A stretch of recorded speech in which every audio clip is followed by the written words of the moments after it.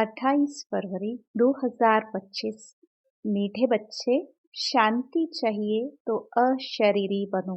इस देहभान में आने से ही अशांति होती है, इसलिए अपने स्वधर्म में स्थित रहो। प्रश्न: यथार्थ याद क्या है? याद के समय किस बात का विशेष ध्यान चाहिए? उत्तर: अपने को इस देह से न्यारी आत्मा समझकर बाप को याद करना, यही यथार्थ याद है। कोई भी देह याद न आए, यह ध्यान रखना जरूरी है। याद में रहने के लिए ज्ञान का नशा चढ़ा हुआ हो, बुद्धि में रहे। बाबा हमें सारे विश्व का मालिक बनाते हैं। हम सारे समुद्र, सारी धरनी के मालिक बनते हैं।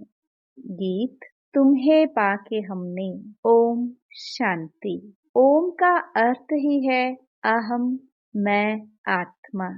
मनुष्य फिर समझते ओम माना भगवान, परंतु ऐसे है नहीं। ओम माना मैं आत्मा, मेरा यह शरीर है।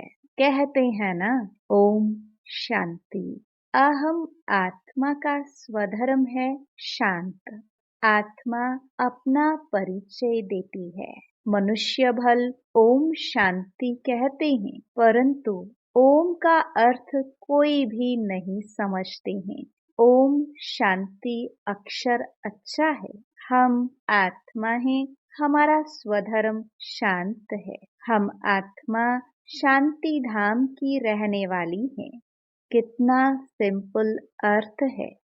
लंबा चौड़ा कोई गपोड़ा नहीं है। इस समय के मनुष्य मात्र तो यह भी नहीं जानते कि अभी नई दुनिया है व पुरानी दुनिया है। नई दुनिया फिर पुरानी कब होती है, पुरानी से फिर नई दुनिया कब होती है, यह कोई भी नहीं जानते। कोई से भी पूछा जाए दुनिया नई कब होती है और फिर पुरानी कैसे होती है, तो कोई भी बता नहीं सकेंगे। अभी तो कलयुग पुरानी दुनिया है। नई दुनिया सतयुग को कहा जाता है।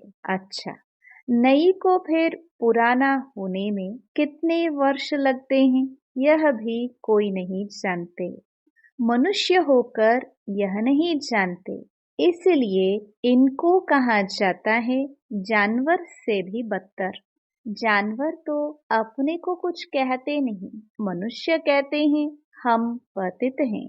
हे पतित पावन आओ, परंतु उनको जानते बिल्कुल ही नहीं। पावन अक्षर कितना अच्छा है।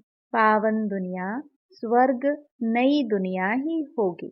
चित्र भी देवताओं के हैं, परंतु कोई भी समझते नहीं।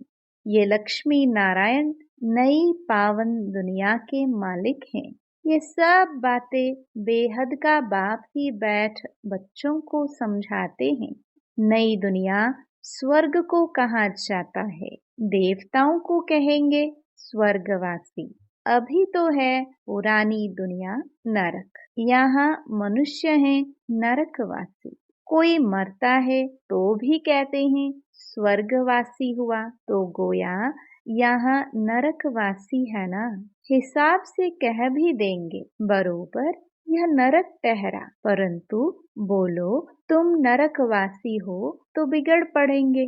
बाप समझाते हैं देखने में तो भल मनुष्य है, सूरत मनुष्य की है, परंतु सीरत बंदर जैसी है। यह भी गाया हुआ है ना। खुद भी मंदिरों में जाकर देवताओं के आगे गाते हैं आप सर्वगुण संपन्न। अपने लिए क्या कहेंगे? हम पापी नीच हैं, परंतु सीधा कहो कि तुम विकारी हो तो बिगड़ पड़ेंगे। इसलिए बाप सिर्फ बच्चों से ही बात करते हैं, समझाते हैं, बाहर वालों से बात नहीं करते, क्योंकि कलयुगी मनुष्य हैं नरकवासी। अभी तुम हो संगम युग वासी, तुम पवित्र बन रहे हो। जानते हो, हम ब्राह्मणों को शिव बाबा पढ़ाते हैं। वह पतित पावन है। हम सभी आत्माओं को ले जाने के लिए बाप आए हैं। कितनी सिंपल बातें हैं। बाप कहते हैं, बच्चे, तुम आत्माएं शांति धाम से आती हो पाठ बजाने। इस दुख धाम में सभी दुखी हैं, इसलिए कहते हैं मन को शांति कैसे हो। ऐसे नहीं कहते आत्मा को शांति कैसे हो। अरे तुम कहते हो ना, ओम शांति, मेरा स्वधर्म है शांति। फिर शांति मांगते क्यों हो। अपने को आत्मा भूल देह अभिमान में आ जाते हो। आत्माएं तो शांति धाम की रहने वाली हैं। यहाँ फिर शांति कहाँ से मिलेगी। अशरीरी होने से ही शांति होगी। शरीर के साथ आत्मा है तो उनको बोलना चलना तो जरूर पड़ता है। हम आत्मा शांति धाम से यहाँ पाठ बजाने आई हैं। यह भी कोई नहीं समझते कि रावण ही हमारा दुश्मन है। कब से यह रावण दुश्मन बना है, यह भी कोई नहीं जानते। बड़े बड़े विद्वान पंडित आदि एक भी नहीं जानते कि रावण है कौन, जिसका हम एफिजी बनाकर जलाते हैं। जन्म जन्मांतर जलाते आए हैं। कुछ भी पता नहीं। कोई से भी पूछो रावण कौन है, कह देंगे यह सब तो कल्पना है। जानते ही नहीं तो और क्या रिस्पॉन्ड देंगे। शास्त्रों में भी है ना, हे राम जी, संसार बना ही नहीं है, ये सब कल्पना है। ऐसे बहुत कहते हैं। अब कल्पना का अर्थ क्या है। कहते हैं यह संकल्पों की दुनिया है। जो जैसा संकल्प करता है वह हो जाता है। अर्थ नहीं समझते। बाप बच्चों को बैठ समझाते हैं। कोई तो अच्छी रीति समझ जाते हैं, कोई समझते ही नहीं है। जो अच्छी रीति समझते हैं उनको सगे कहेंगे और जो नहीं समझते हैं वह लगे, अर्थात सौतेले हुए। अब सौतेले वारिस थोड़े बनेंगे।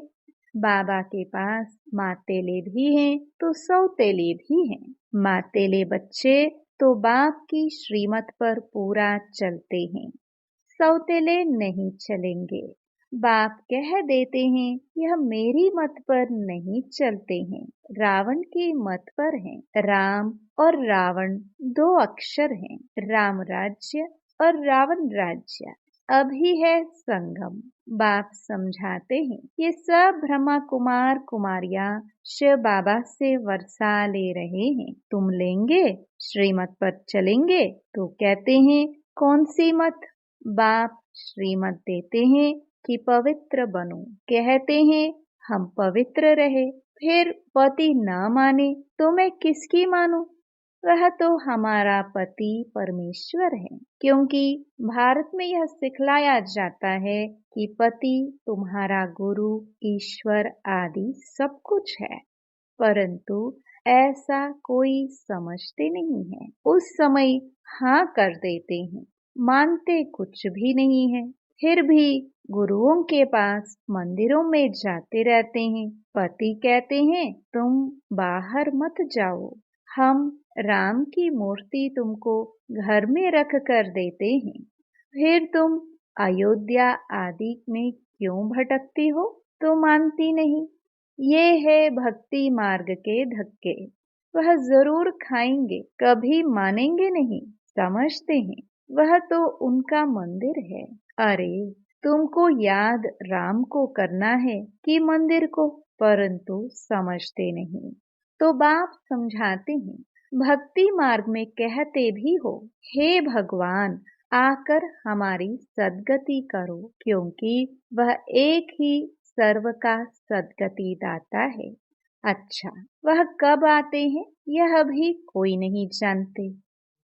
बाप समझाते हैं रावण ही तुम्हारा दुश्मन है। रावण का तो वंडर है जो जलाते ही आते हैं लेकिन मरता ही नहीं है। रावण क्या चीज है यह कोई भी नहीं जानते। अभी तुम बच्चे जानते हो। हमको बेहद के बाप से वर्षा मिलता है। शिव जयंती भी मनाते हैं परंतु शिव को कोई भी जानते नहीं है।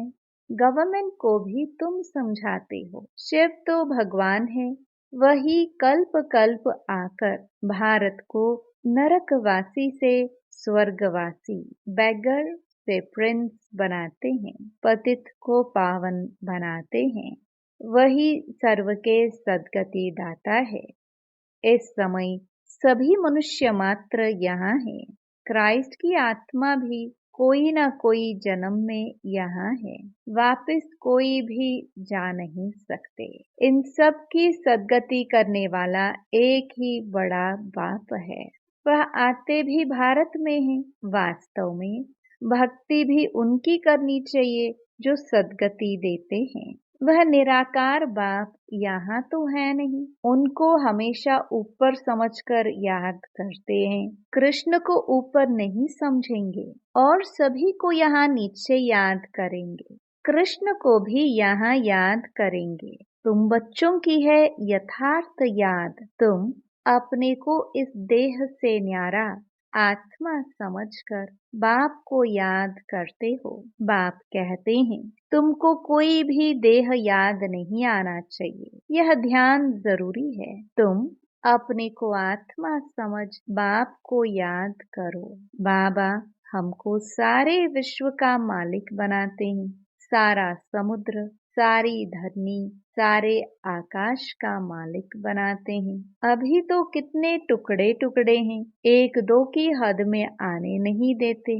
वहाँ यह बातें होती नहीं। भगवान तो एक बाप ही है। ऐसे नहीं कि सभी बाप ही बाप हैं। कहते भी हैं हिंदू चीनी भाई भाई, हिंदू मुस्लिम भाई भाई, परंतु अर्थ नहीं समझते हैं। ऐसे कभी नहीं कहेंगे हिंदू मुस्लिम बहन भाई, नहीं। आत्माएं आपस में सब भाई भाई है परंतु इस बात को जानते नहीं है। शास्त्र आदि सुनते सत सत करते रहते हैं। अर्थ कुछ नहीं। वास्तव में है असत्य, झूठ। सचखंड में सच ही सच बोलते हैं। यहाँ झूठ ही झूठ है। कोई को बोलो कि तुमने झूठ बोला तो बिगड़ पड़ेंगे। तुम सच बताते हो तो भी कोई तो गाली देने लग पड़ेंगे। अब बाप को तो तुम ब्राह्मण ही जानते हो। तुम बच्चे अभी दैवी गुण धारण करते हो। तुम जानते हो अभी 5 तत्व भी तमो प्रधान है। आजकल मनुष्य भूतों की पूजा भी करते हैं। भूतों की ही याद रहती है। बाप कहते हैं अपने को आत्मा समझ मामेकम याद करो। भूतों को मत याद करो। गृहस्थ व्यवहार में रहते हुए बुद्धि का योग बाप के साथ लगाओ। अब देही अभिमानी बनना है। जितना बाप को याद करेंगे तो विकर्म विनाश होंगे। ज्ञान का तीसरा नेत्र तुमको मिलता है। अभी तुमको विकर्माजीत बनना है। वह है विकर्माजीत संवत। यह है विकर्मी संवत। तुम योग बल से विकर्मों पर जीत पाते हो। भारत का योग तो मशहूर है, मनुष्य जानते नहीं है। सन्यासी लोग बाहर में जाकर कहते हैं कि हम भारत का योग सिखलाने आए हैं। उनको तो पता नहीं यह तो हठ योगी है। वह राजयोग सिखला न सके। तुम राज ऋषि हो। वह है हद के सन्यासी। तुम हो बेहद के सन्यासी। रात दिन का फर्क है। तुम ब्राह्मणों के सिवाय और कोई भी राजयोग सिखला न सके। यह है नई बातें। नया कोई समझ ना सके, इसलिए नए को कभी अलाउ नहीं किया जाता है। यह इंद्र सभा है ना। इस समय है सब पत्थर बुद्धि। सतयुग में तुम बनते हो पारस बुद्धि। अभी है संगम, पत्थर से पारस सिवाय बाप के कोई बना ना सके। तुम यहाँ आए हो पारस बुद्धि बनने के लिए। बरोबर भारत सोने की चिड़िया था ना। यह लक्ष्मी नारायण विश्व के मालिक थे ना। यह कभी राज्य करते थे, यह भी किसको पता थोड़ी है। आज से 5000 वर्ष पहले इन्हों का राज्य था। फिर वह कहाँ गए तुम बता सकते हो। 84 जन्म हो गए, अभी तमो प्रधान है, फिर बाप द्वारा सतो प्रधान बन रहे हैं। ततत्वम, यह नॉलेज सिवाय बाप के साधु संत आदि कोई भी दे ना सके। वह है भक्ति मार्ग, यह है ज्ञान मार्ग। तुम बच्चों के पास जो अच्छे अच्छे गीत हैं उन्हें सुनो तो तुम्हारे रोमांच खड़े हो जाएंगे, खुशी का पारा एकदम चढ़ जाएगा। फिर वह नशा स्थायी भी रहना चाहिए। यह है ज्ञान अमृत। वह शराब पीते हैं तो नशा चढ़ जाता है, यहाँ यह तो है ज्ञान अमृत। तुम्हारा नशा उतरना नहीं चाहिए, सदैव चढ़ा रहना चाहिए। तुम इन लक्ष्मी नारायण को देख कितने खुश होते हो। जानते हो हम श्रीमत से फिर श्रेष्ठाचारी बन रहे हैं। यहाँ देखते हुए भी बुद्धि योग बाप और वर्षे में लगा रहे। अच्छा, मीठे मीठे सिखिलदे बच्चों प्रति मात पिता बाप दादा का याद प्यार और गुड मॉर्निंग। रूहानी बाप की रूहानी बच्चों को नमस्ते। धारणा के लिए मुख्य सार। पहला, विकर्माजीत बनने के लिए योग बल से विकर्मों पर जीत प्राप्त करनी है। यहाँ देखते हुए बुद्धि योग बाप और वर्षे में लगा रहे। दूसरा, बाप के वर्षे का पूरा अधिकार प्राप्त करने के लिए मातेला बनना है। एक बाप की ही श्रीमत पर चलना है। बाप जो समझाते हैं वह समझकर दूसरों को समझाना है। वरदान, दिव्य बुद्धि की लिफ्ट द्वारा तीनों लोकों का सैर करने वाले सहज योगी भव। संगम युग पर सभी बच्चों को दिव्य बुद्धि की लिफ्ट मिलती है। इस वंडरफुल लिफ्ट द्वारा तीनों लोकों में जहाँ चाहो वहाँ पहुँच सकते हो। सिर्फ स्मृति का स्विच ऑन करो तो सेकंड में पहुँच जाएंगे और जितना समय जिस लोक का अनुभव करना चाहो उतना समय वहाँ स्थित रह सकते हो। इस लिफ्ट को यूज करने के लिए अमृत वेले केयरफुल बन स्मृति के स्विच को यथार्थ रीति से सेट करो। अथॉरिटी होकर इस लिफ्ट को कार्य में लगाओ तो सहज योगी बन जाएंगे। मेहनत समाप्त हो जाएगी। स्लोगन, मन को सदा मौज में रखना यही जीवन जीने की कला है। अव्यक्त इशारे, एकांत प्रिय बनो, एकता और एकाग्रता को अपनाओ। एकांतवासी का डबल अर्थ है, सिर्फ बाहर की एकांत नहीं लेकिन एक के अंत में खो जाना। एकांत नहीं तो सिर्फ बाहर की एकांत होगी तो बोर हो जाएंगे, कहेंगे पता नहीं दिन कैसे बीतेगा।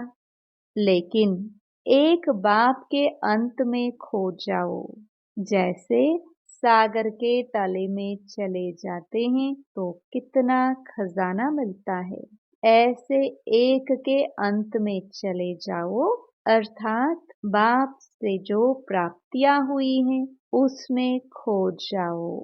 ओम शांति।